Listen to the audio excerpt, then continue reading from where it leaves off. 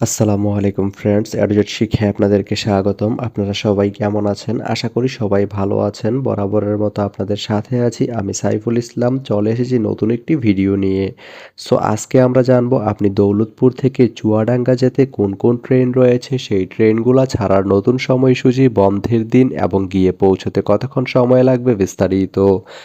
আমি যদি আপনাদেরকে ট্রেনের সময়সূচিগুলা বলে দেই, আপনি দৌলতপুর থেকে চুয়াডাঙ্গা যেতে প্রথমেই যে ট্রেনটি রয়েছে সেটি হচ্ছে রকেট।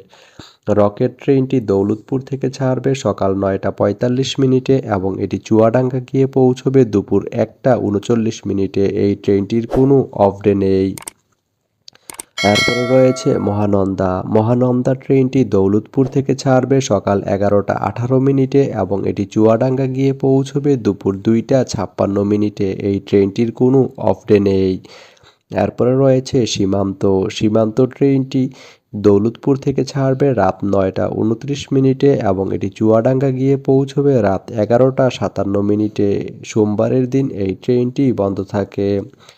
এরপরে রয়েছে সুন্দরবন। সুন্দরবন ট্রেনটি দৌলতপুর থেকে ছাড়বে রাত 9টা 59 মিনিটে এবং এটি চুয়াডাঙ্গা গিয়ে পৌঁছবে রাত 12টা 21 মিনিটে। মঙ্গলবারের দিন এই ট্রেনটি বন্ধ থাকে।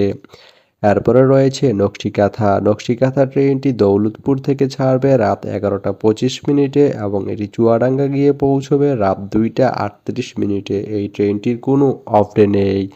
তো আপনি দৌলতপুর থেকে চুয়াডাঙ্গা যেতে এই 5টি ট্রেনের যে কোনো একটি ট্রেন ব্যবহার করতে পারেন। তো ভিডিওটি কেমন লাগলো অবশ্যই কমেন্ট করে জানাবেন। আর ভিডিওটি যদি ভালো লেগে থাকে বা আপনার কোনো উপকার এসে থাকে তাহলে ভিডিওতে একটা লাইক করে দিবেন, কারণ আপনার একটা লাইক আমাকে অনেক ইন্সপায়ার করে নতুন নতুন আরও ভিডিও বানাতে। তো ধন্যবাদ সবাইকে ভিডিওটি এতক্ষণ ধৈর্য ধরে দেখার জন্য।